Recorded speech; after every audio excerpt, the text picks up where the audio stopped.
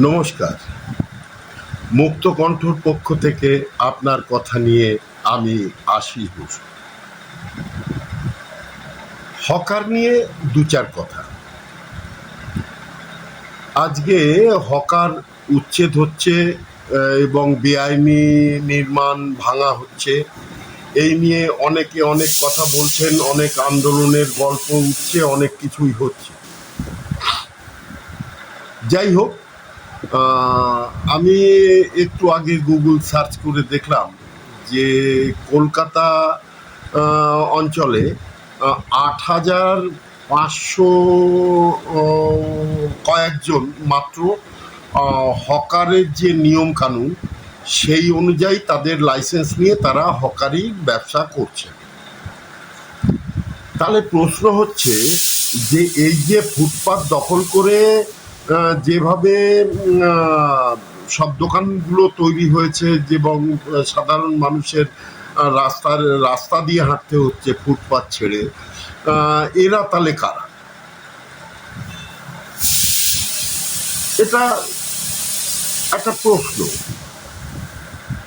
এই প্রশ্নটার সঠিক উত্তরটা যদি দিতে হয় অনেকের ঝাল লেগে যাবে, কারণ নির্দিষ্ট সময়ে সময়ে রাজনৈতিক দলগুলো তাদের কিছু পেটোয়া কর্মী যাদের থেকে কিছু অর্থ নিয়ে এদের বেআইনিভাবে যেখানে সেখানে বসতে অনুমতি দিয়েছে এবং ব্যবস্থা করে দিয়েছে। তাদের থেকে নিয়মিত এই রাজনৈতিক দলগুলো টাকা সংগ্রহ করত এবং করে এসেছে। এই টাকাগুলো কি সরকারি কোষাগারে জমা পড়তো? না, কোনোদিনই পড়েনি।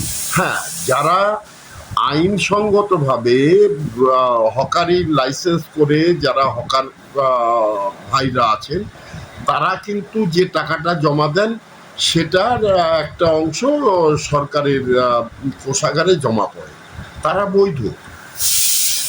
আজকে আমি যখন রেলওয়ে স্টেশন দিয়ে ট্রেনে উঠতে যাচ্ছি তখন একে বেঁকে সে সর্পিল গতিতে যেয়ে ট্রেনে উঠতে হচ্ছে, কারণ এই যে যারা ওখানে বসে ব্যবসা করছেন এদের আপনি যদি খোঁজ নিয়ে দেখেন এরা এক একজন বহু টাকার মালিক। অনেকের বাড়ি গাড়ি রয়েছে, অনেকের বাড়ি দেখলে আপনার আমার চোখ গোল গোল হয়ে যাবে।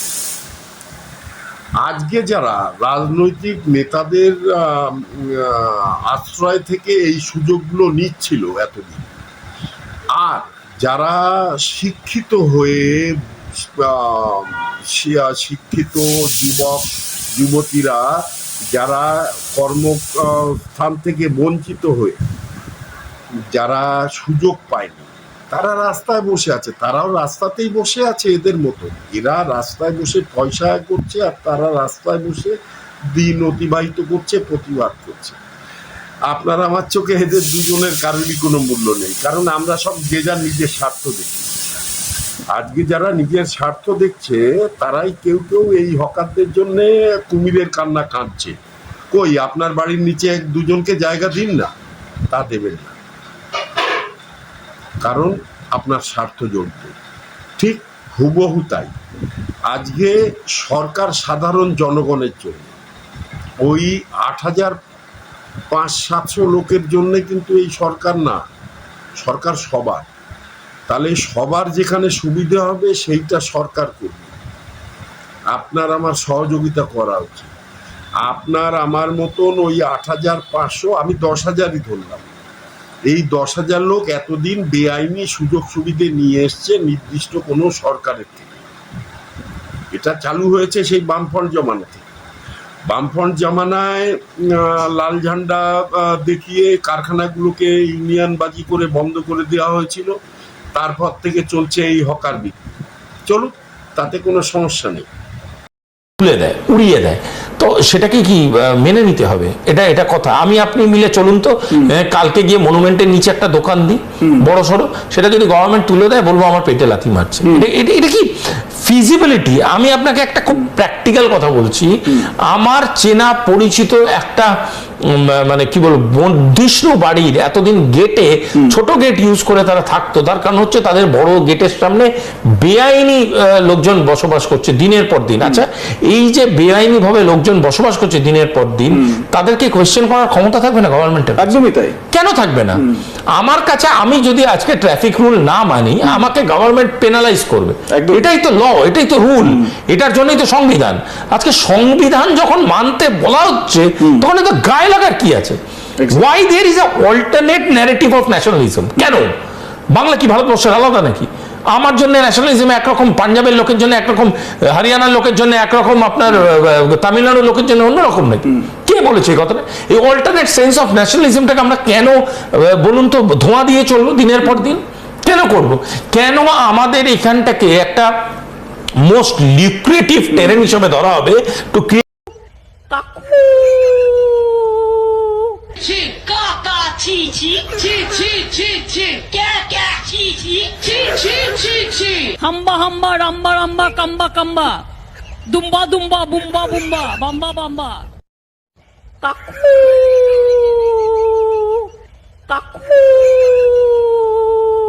chi ca ca chi chi chi chi chi chi ca ca chi chi chi chi chi chi hamba hamba ramba ramba kamba kamba dumba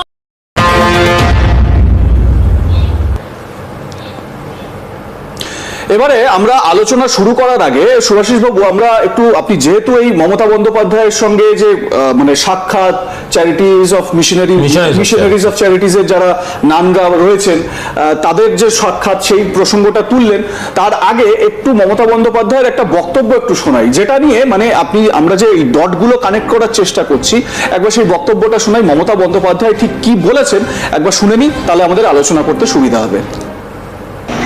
अगर जरूरत पड़े तो आपको मुखोश छीनने के लिए wherever we have to go, we are ready to go. Please see that we are not going to bow down our head. अगर जरूरत पड़े तो आपको मुखोश छीनने के लिए wherever we have to go, we are ready to go. Please see that we are not going to bow down our head. Subhashis বাবু, মমতা বন্দ্যোপাধ্যায় এতদিন ধরে কোনো কথা বলছিলেন না। কালীঘাটে তিনি মিটিং করছিলেন, কখনো জয়ী বিধায়কদের নিয়ে, কখনো কাউন্সিলরদের নিয়ে, নানান রকম তিনি তার যে দলের স্ট্র্যাটেজি সেগুলো করছিলেন। গতকাল তিনি আসলেন, সাংবাদিক বৈঠক করলেন, এবং এই যে সময়টার কথা আমি বলছি, যেই সময় মার্কো রুবিও কলকাতায়, তার 24 ঘন্টার মধ্যে মমতা বন্দ্যোপাধ্যায় বলছেন আপনাদের মুখোশ খোলার জন্য যেখানে আমাদের যেতে হয় আমরা সেখানে যাব। আমার এইখান থেকে একটা প্রশ্ন, আমরা আপনার সঙ্গে আমি এর আগেও একটা শো করেছি যে কলকাতাকে কেন্দ্র করে কোথাও কি এই যে ডিপ স্টেট, যে কোনো দেশেরই হোক, আমরা কোনো দেশের নাম করিনি, যে কোনো দেশেরই ডিপ স্টেট যেরকম ভাবে ইন্টারেস্ট নিয়েছিল তার একটা মোটামুটি আন্দাজ আমরা করতে পারছি। আর তার সঙ্গে মমতা বন্দ্যোপাধ্যায় যে এই বক্তব্যটা রাখলেন যে যেখানে যেতে হয় আমরা যাব, সেটা কি তিনি মানে নির্দিষ্ট করে ইউএস এর কাছে যাওয়ার কথাই কি উল্লেখ করতে চাইলেন? মানে স্পেসিফিক ভাবে যদি আমরা একটু এটা খোঁজ নিই। এটা বলার মতো এনাফ ডেটা নেই যে উনি ইউএসএ যাবেন নাকি কিউবা যাবেন নাকি সিঙ্গাপুরে গিয়ে ইউএসএ লোকের সাথে মিটিং করবেন, সেটা বলার জায়গায় আমরা কেউই নেই। কিন্তু একটা কথা বলা যেতে পারে, হঠাৎ করে উনি ইংরেজিতে কেন এই প্রেস কনফারেন্সটা করলেন আমি জানি না, কারণ এআই দিয়ে এখন বাংলা প্রেস কনফারেন্সও ইংরেজিতে ট্রান্সলেট করলে বিদেশের লোকরা বুঝতে পারে, শুনতে পারে। সাধারণত ডাইরেক্টলি করার দরকার পড়ে না, এটা খুব ভুল স্ট্র্যাটেজি বলে আমার ধারণা। এটা ডাইরেক্টলি ইংরেজিতে করলে করার কোনো প্রয়োজনীয়তা ছিল না। It's a very predictable step. দ্বিতীয় কথা হচ্ছে, একটা কথা বলাটাই বাহুল্য, যে সেটা হলো যে কোথাও গিয়ে আমার মনে হয় যে ইন্ডিয়ান গভর্নমেন্ট, ইন্ডিয়ান এজেন্সিজ, ইন্ডিয়ার থিঙ্ক ট্যাঙ্ক বা স্ট্র্যাটেজিসদের একটু মানে একটু খাটো চোখে দেখেন বিশেষ কিছু দেশের লোকজন। তারা হয়তো মনে করেন যে আমরা খুব, যেহেতু খুব সিম্পল লাইফ লিড করি আমাদের দেশের বড় বড় পদাধিকারীরা, তার জন্য ওনারা হয়তো কোনোভাবে মনে করেন যে খুব ইজিলি তারা ম্যানিপুলেটেবল, খুব ইজিলি হয়তো অ্যাক্সেসেবল, ম্যানিপুলেটেবল। এবং সব থেকে হাস্যকর কথা হচ্ছে যে ওরা বুঝতে অনেক সময় লেগে যাবে, এইটা ভাবেন। অ্যাকচুয়ালি কি জানেন তো, আমাদের দেশে একটা অর্থসামাজিক ব্যবস্থাটা বোঝাটা খুব প্রয়োজনীয়। আমরা হচ্ছে সেই দেশ যারা একটা জল নেওয়ার লাইনে 3 ঘন্টা ধরে দাঁড়িয়ে এই স্ট্র্যাটেজি করি যে আমার বালতিটাকে যদি কোনোভাবে এগিয়ে নিতে পারি, আমার বালতিটা আমি আগে ভরে নেব কিভাবে, এইভাবে ভাবতে ভাবতে আমরা বড় হই। আমরা বড় হই এই ভেবে, আমরা যখন বড় হয়ে যাই আমরা এটা ভাবি যে আজকে যদি আমি ব্যাটিং করতে হয় আমাকে 2 ঘন্টা ধরে, তাহলে আমাকে কিন্তু ব্যাট উইকেটটা কিভাবে আমার ব্যাট উইকেটটা দিয়ে যাতে খেলা হয় সেটা যেন I will make sure. So এই ধরনের বদমাইশি করে করে করে করে ছেলে পিলে বড় হয়, বড় হয়ে পলিটিশিয়ান হয়, বড় হয়ে বিউরোক্র্যাট হয়, বড় হয়ে ডিপ্লোম্যাট হয়, বড় হয়ে স্ট্র্যাটেজিস্ট হয়। সেই ছেলে পিলেদের মাথায়তে এত পরিষ্কার কিছু ঢুকিয়ে দেওয়া অত ইজি ব্যাপার নয়। একটা জিনিস জানবেন, আমরা সবাইতে কথায় কথায় বলি তো জেনজি জেনজি জেনজি।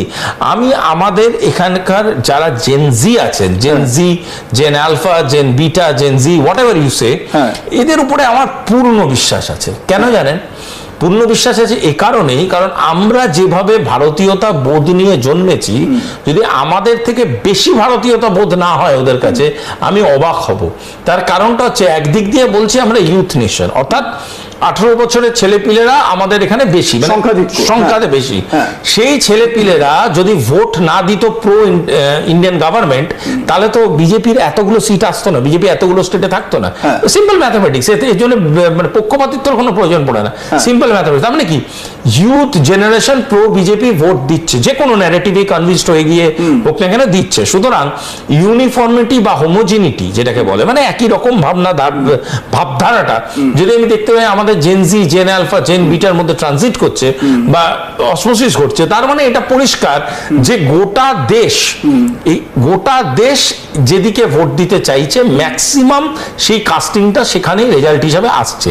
অর্থাৎ এই যে ইভিএম খারাপ, ইভিএম মিথ্যে, ইভিএম গোলযোগ করে, এইগুলো এটা হতে পারে না যেখানে বিজেপি হারছে সেখানে হচ্ছে না, যেখানে জিতছে সেখানে হচ্ছে। এটা হাস্যকর একটা মানে বোকা বোকা বিষয়।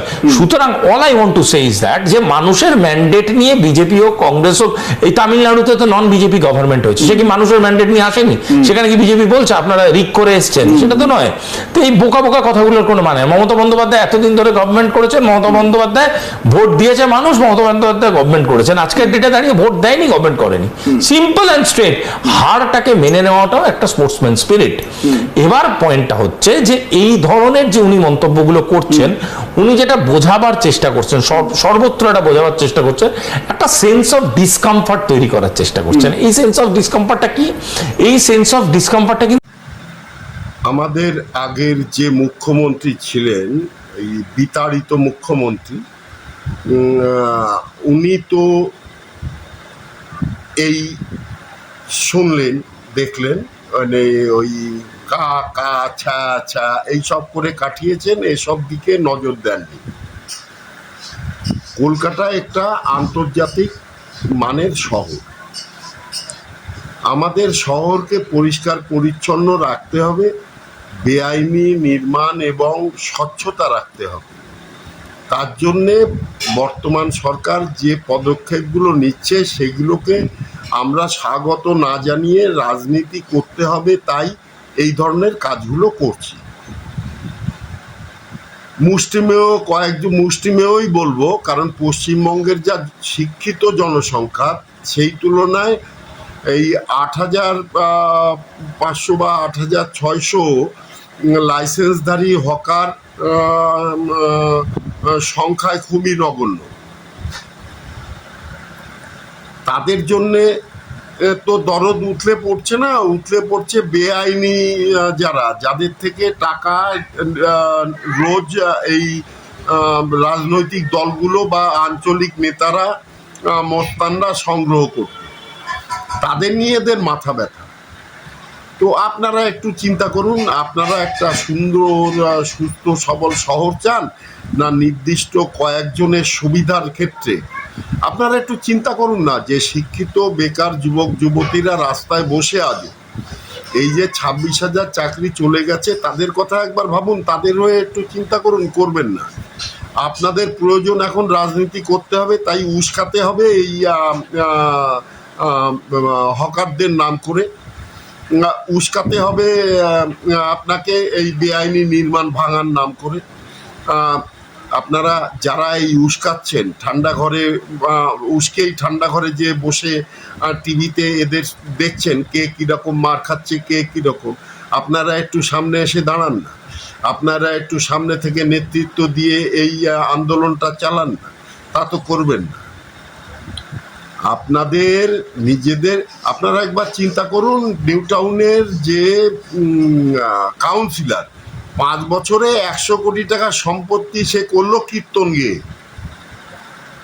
আর শিক্ষিত বেকার যুবক যুবতীরা তারা কাঁদছে রাস্তায় বসে, তাদের জন্য আপনাদের একটুও দয়া নেই, তাদের জন্য কোর্টে দাঁড়াচ্ছেন না।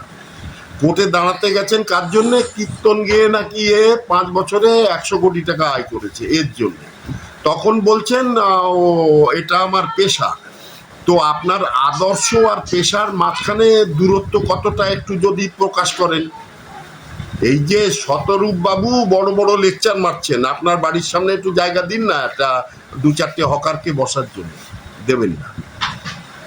এই যে আমাদের বিখ্যাত আইনজীবী, আপনি যারা দুস্থ মানুষ তাদের হয়ে বিনা পয়সায় একটু কেস লড়ে দেখান না।